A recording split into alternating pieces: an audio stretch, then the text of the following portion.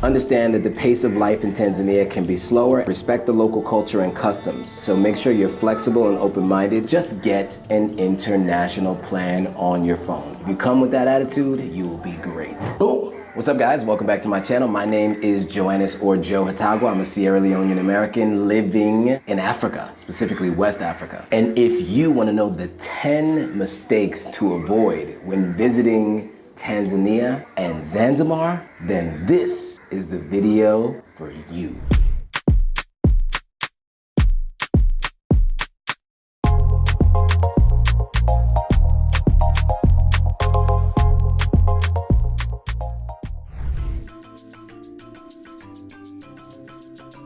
Okay, cool. So we're just gonna get right into it. We're gonna tell you the 10 mistakes to avoid before coming to Tanzania and Zanzibar. Mainland Tanzania and Tanzania Zanzibar. There's a lot to know, so let's get right into it. So number 10, don't be impatient. Make sure to pack your patience because, ladies and gentlemen, this is a different part of the world. Understand that the pace of life in Tanzania can be slower and not everything will go as planned. So make sure you're flexible and open-minded to embrace the relaxed attitude and the concept of what they call pole, which is slowly daily life. If you come with that attitude, you will be great. Make sure you do that. That's number 10. Let's move on to number 9. Leave your arrogant, better than you attitude in America. We don't need that here. They don't need it here. You don't need it here. This is a different place. This is not America. This is Tanzania. So leave that at home. You're in their country, so remember, respect the local culture and customs. They may be very different from what you're used to in America, but that's okay, because you're in their country, you're not in America. You want to embrace the unique aspects of Tanzanian culture, cuisine, and daily life, and be willing to adapt to new experiences, because like I said, you're in Tanzania, not in America. So keep that in mind. So that was number 9. Number 8, pack accordingly. Don't get caught slipping packing the wrong clothes. What do I mean by that? Let's get right into it. So what most people don't know is Tanzania's weather can vary greatly. So you want to pack both lightweight for a hot day like today. As you can see, I am sweating. But you also want breathable clothing for the hot days, of course, and a warmer attire for cooler nights in high altitude regions like Ngorongoro Islands and the Serengeti. It gets pretty chilly at night there. The wind blows pretty hard and it gets chilly. So anytime the sun is not out, it's cold. So that means a jacket, hoodie, sweatpants. Like, trust me, before the sun comes up, you definitely want to be prepared with long sleeves. Don't get caught slipping, because I tell you right now, it is uncomfortable to be cold out there. Don't say I didn't warn you. Make sure you pack. All right, so we did 10, 9, and 8. So far, how helpful has this been? If it's been helpful, hit that thumbs up. If you know anybody who needs to know what you just heard in just the first 3, make sure you share this with them. And then, of course, if there's any questions about those first 3, put them in the comments below. All right, on to the next. Number 7, don't get caught slipping on overpacking and not knowing how many bags you can take along with you. Man, this is a cardinal sin and a mistake many people make. You're already spending money to travel to Africa. You're spending money to go on the safaris. You're spending money to stay in these hotels, or you're spending money on the trip in general if you have a tour guide in the trip. You don't have to spend extra unexpected expenses when you get to the airport before you even get here so you can buy your souvenirs before you get back home. What do I mean? Let's talk about it. So what you want to do is, after you book your ticket, you want to research your airline's baggage policies to avoid extra fees or excess weight or luggage. So many airlines internationally allow you 2 check bags and 2 carry-on bags. Now, generally, at the time of this video, your check bags can be 23 kilograms, which is right around 50 pounds. Now, that might sound like a lot of weight, but knowing many of you packing blow dryers, curling irons, shoes, sneakers, towels, all kinds of stuff you guys are packing, that weight can weigh down your suitcase. And you start paying those overweight fees and you start thinking, man, I'm spending this money before I even reach there. And by the way, you're gonna have to pay it to come back home. So keep that in mind, especially because you're probably gonna be buying souvenirs when you're here. So you wanna underpack, you wanna make sure you have all the right things for what you need, of course, right? Compartmentalize, know you need outfits for this, outfits for that, and then you need some space for souvenirs. So make sure you're at least around, what I do is I make sure my bags are right around 17 to 18 kilograms. So what you can do is just buy a little weight. A link for that will be in the description below. So you can weigh your bag before you actually leave the house. So you know exactly how much your bag weighs, so you don't have to worry about those baggage fees going and coming back home. And then you can also add as many souvenirs as you want because you know you got plenty of space. So that is number 7. On to the next. Number 6. Don't get caught out here with no phone coverage, no internet, no nothing. We know we live in a day and an age where people need to check emails while they're on vacation. I know, you're supposed to be on vacation, but people do. You need to check, you wanna post on Instagram, you wanna post on TikTok, you wanna show what's happening in real time. Well, if you don't have the internet, you can't do that. So a couple things I would recommend you do. Number 1, if you're coming from the States, you're coming from Europe, just get an international plan on your phone. Almost every single phone plan offers an international option with the access to internet coverage, and it would just connect to the cell towers locally here, so you'll be able to access the internet. I 100% recommend you do that for your stay, for the duration of your stay. So whatever that costs, do that. Now, for some of you, that's gonna be really expensive. So the easier thing to do might be to buy a SIM card when you land at the airport. If you can't do that right at the airport, then you wanna go the next day and go get an Airtel Tigo SIM card so that you have a local SIM card with a local phone number. Now, I like the idea of having a local phone number if you're not with a guided tour like we are. We're on a guided tour, so our drivers have smartphones, they have Wi-Fi, they can always communicate with us, and we're always with a driver at all times, except for on a free day like today. But many of you are gonna come out here and do your own thing, come with your friends, do however you wanna do it. And if that's the case, then you are going to need to have a local phone number so you can call people here locally. So you're gonna wanna buy a SIM card immediately upon landing. If you can't do that, the next day, make sure you go to an Airtel Tigo station or one of the phone companies here, get yourself a SIM card, replace one of your SIM cards. If you have an extra device, then I would say do that. Since you are going to be here and you have a US phone and it only has one SIM placement, you can just change your SIM and you can use WhatsApp for your US number and you can use the local SIM for the local number. That's if your phone's unlocked. That only works if your phone is unlocked. If your phone is locked, then get an international plan with your local carrier because you will not be able to put a new SIM card in your phone and utilize that SIM card. All right, on to the next. Hey guys, looking to reconnect with your roots and experience the beauty of Africa? Then join Jay Cameron and the Maximum Impact team on a journey that will leave you feeling deeply connected and enriched. I myself went with Jay Cameron and the team to Tanzania, and it was an experience of a lifetime, which is why you're watching this video right now. So now let Maximum Impact Travel help you embark on your journey of discovery. Are you longing to explore Africa but unsure where to start? Well, Maximum Impact Travel specializes in connecting African Americans and Pan-Africans with their heritage across the continent from all cities and serene countrysides. Their carefully crafted tours are designed to immerse you in history, culture, traditions, with a focus on authenticity and respect. Maximum Impact Travel ensures an enriching and meaningful experience. Now, the Maximum Impact Travel team does all the work prior to your arrival to set up travelers for their unrivaled experience. So they will design your itinerary, arrange ground transportation, reserve accommodations, provide travel insurance information, collect all your payments and fees, provide relevant information about your local customs, regulations, events, travel concerns, all of that.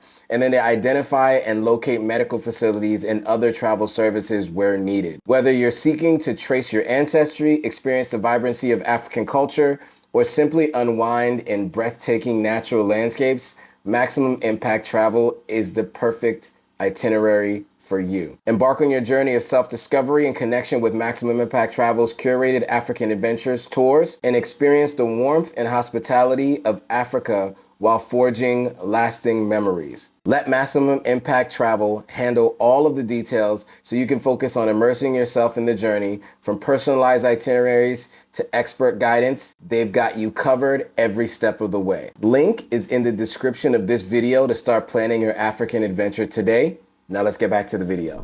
Number 5. Man, don't wait to get your visa when you get to this country. I know, as an American, we have the blue passport privilege and we can actually do visa on arrival, which is $100. cool, I guess. But what it does is it delays you tremendously, like over an hour and a half or longer, depending on how many people are arriving at the same time as you. And it is a long process. We're talking about 4 different stages to get your visa. You gotta fill out some documentation, they verify the documentation, they send your passport to the next window. The next window is where you get your receipt. From that receipt, you go to the next window. From the next window, you get your bill. From that window to the next window, you pay your bill, you get your receipt. Once you get your receipt, you go to the next window. That next window, you get your passport stamped, and then you get into the country. You have to do all of that when you do visa on arrival. If you do your visa before you get to the country, which by the way is the same price, all you do is go to the visa line, which is a whole lot shorter, and you walk right through to getting your baggage. The visa on arrival. So I'm gonna get my visa on arrival, and that's about $100 if I'm not mistaken. And that gets you in the country. Now, Egypt visa on arrival is $25. Can't believe Tanzania is $100. All right, so I've just been informed you have to fill out a form before you can even get your visa on arrival. So this is the form you have to fill out before you can get your visa on arrival. So now I need to fill out this form and get the process started. So let's go. All right, so once you do visa on arrival, over there, you have to come back to another line to pay your bill over here.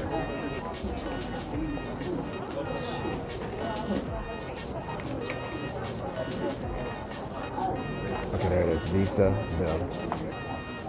Now, depending on which passport you use and where you're coming from determines which place you go to. But this is where I'm going to pay my bill, straight ahead here.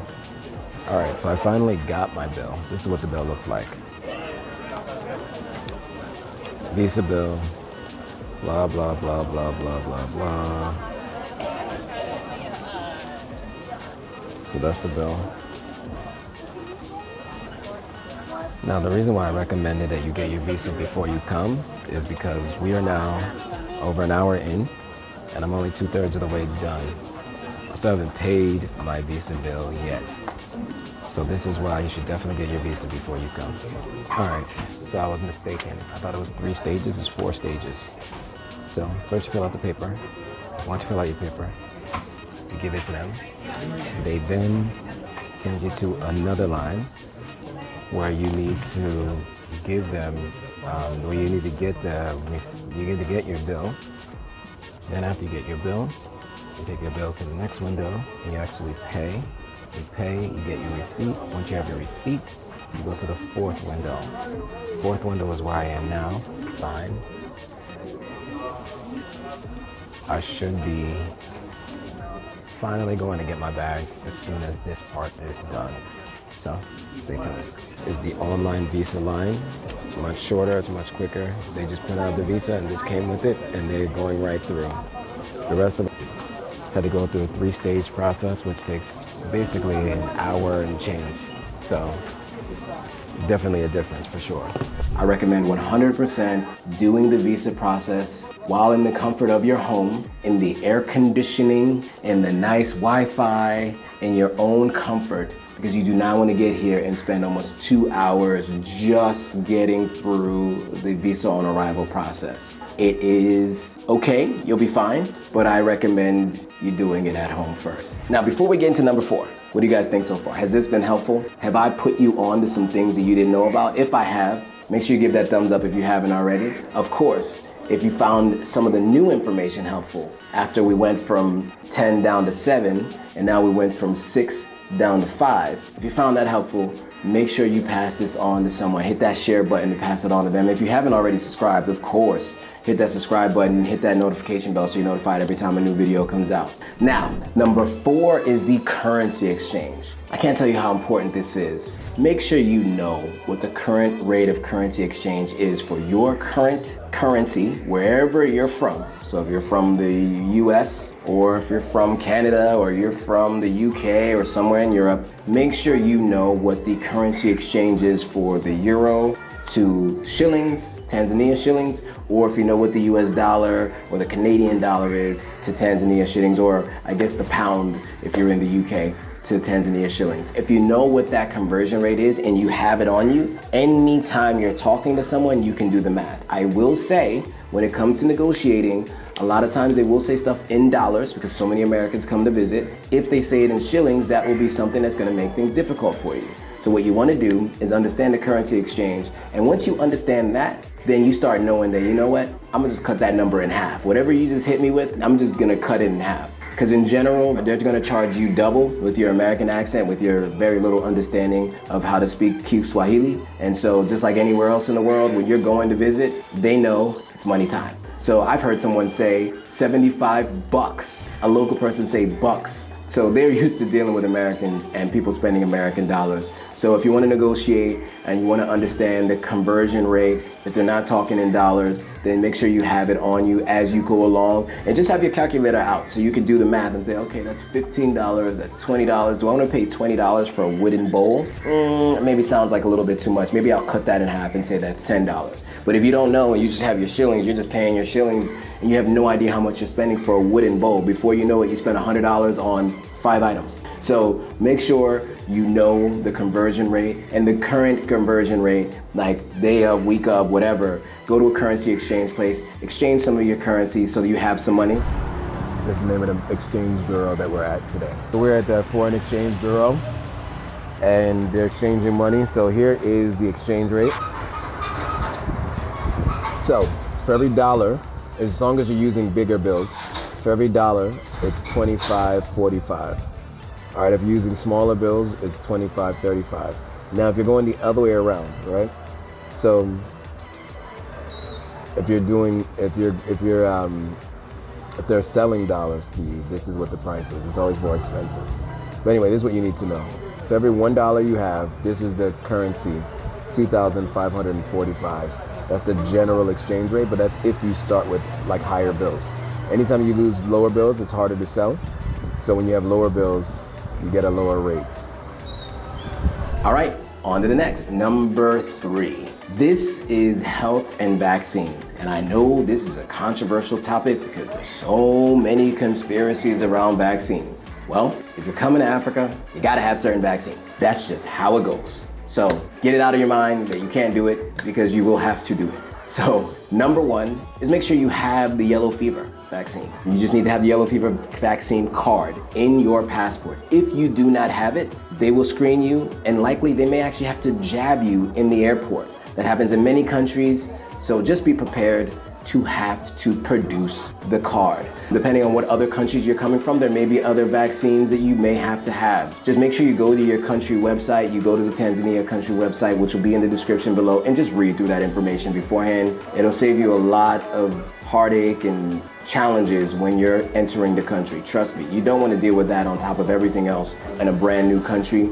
Just get it taken care of. My specific instructions on that are as follows.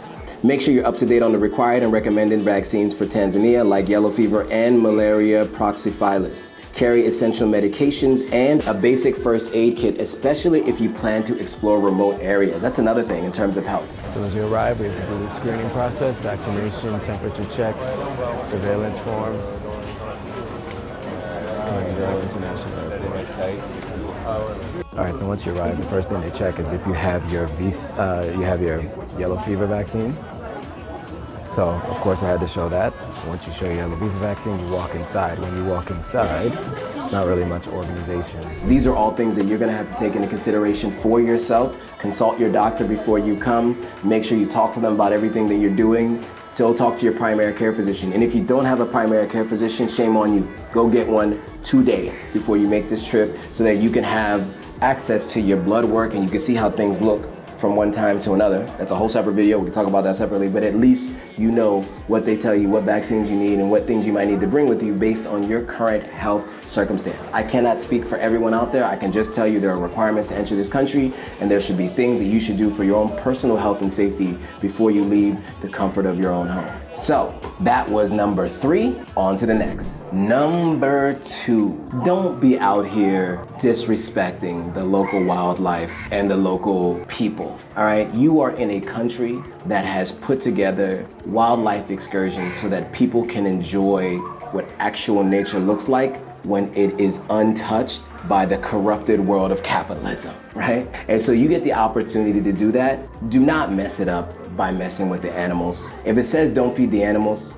don't feed the animals. All right, if the Maasai come up to you, they're trying to make a living, you can politely decline and say no if you don't want to buy something. But maybe you buy and you support the people that are there because their lands have been taken from them by governments, previous and recent. And so for that reason, they're just trying to make a living. They're trying to understand how to navigate a world where their land and their livelihood has been taken and has been changed dramatically by the world of capitalism. So just keep that in mind. Don't be out there harassing the animals. Don't feed the animals. Just follow the rules as they're stated by any and everybody you meet along the way. So my specific instructions are as follows. When going on safaris or nature tours, follow ethical wildlife viewing practices, such as maintaining a distance from animals and not disturbing their natural behavior. Do not litter or leave any trash behind in natural areas. That's super important. I know where everyone comes from. People throw trash on the ground. We don't do that out here.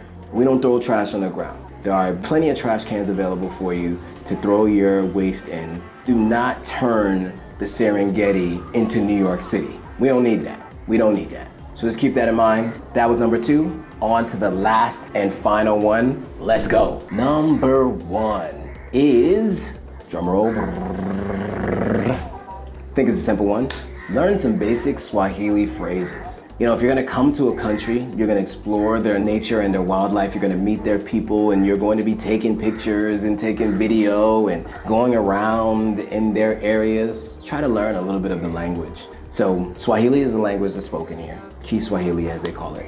Try to learn a couple of little phrases. Like Asante means thank you. Mambo means like what's up, more local. Jambo means like hello. If somebody says mambo to you, you say poa, which means like good, we're good, you know? So just some basic phrases. Some people will say karibu, which means welcome. So they'll say welcome, like welcome to our country. They're welcoming you in. So you hear somebody say karibu, you might wanna say asante, you know? Welcome, you say thank you. So just some basic words. You don't have to learn a lot. That's all I'm getting away with is those couple of key phrases. But it helps to just show that you're attempting to understand a little bit more about their culture, you know, and you wanna relate. It always helps when you relate that way. Also, when it comes to negotiating, all of that helps. It goes a long way when you try a bit to learn a little bit more about the culture. So that was number 1, the last and final one, learn some key Swahili phrases. So let me just give you some specifics. So while many Tanzanians speak English, learning a few basic Swahili phrases like greetings and polite expressions can go a long way in building connections and showing respect for the local culture. So that, I think, is why it's so important, right? Because it helps you in your negotiation, because you're gonna be negotiating now. Trust me, you don't want to go with the first price. And if you do, that's fine. But if you want to negotiate, do a little bit of some work getting to know the language just a little bit. So I highly recommend you do that. Guys, that was the 10 mistakes to avoid before coming to Tanzania. Did you find it helpful? If you found it helpful, hit that thumbs up. If you know anybody that's planning to come to Tanzania and they have questions about what should they pack, how should they be thinking, what should they know about the currency? Make sure you forward this to them now. Not now, but right now. Hit that share button so that they know everything they need to know before they come. Also, make sure you hit that subscribe button, hit that notification bell so you're notified every time a new video comes out. Now, if there were any questions that I did not answer from this video, put them in the comments below. I'll be sure to do a part 2 to give you those answers in a whole separate video. I feel like I'm a Tanzania expert at this point, having spent almost 10 days here. I'm looking forward to coming back, and I'm looking forward to sharing more with you guys. There's plenty more videos to come, so make sure you stay tuned to the next one. And with that, thanks for watching. See you all in the next video. All right, guys, if you like this video, go ahead and hit that subscribe button, hit that notification bell, like, comment, and share it with your friends. All right, see you on the next video. Planning a trip to Tanzania? Let me guide you through an unforgettable experience. If you're wondering where to stay, discover the benefits of each area from top-rated hotels to unique Airbnb stays. I'll show you where I stayed, where I toured and some of the best rated spots in the world. Looking for fun? Explore thrilling excursions and activities from safaris to water sports. Immerse yourself in the culture and nature of Tanzania with guided tours that'll showcase the best of both worlds. Hungry? Discover the best local and international dining options guaranteed to satisfy every palate. And don't miss the helpful notes on what they don't tell you about your favorite travel items that you're going to need when you go to Tanzania and Zanzibar. Check out my store for everything you need for your Tanzania adventure. Ready to plan your trip? Click the link in the description or in this video that'll take you to the travel itinerary so that you can plan your unforgettable journey.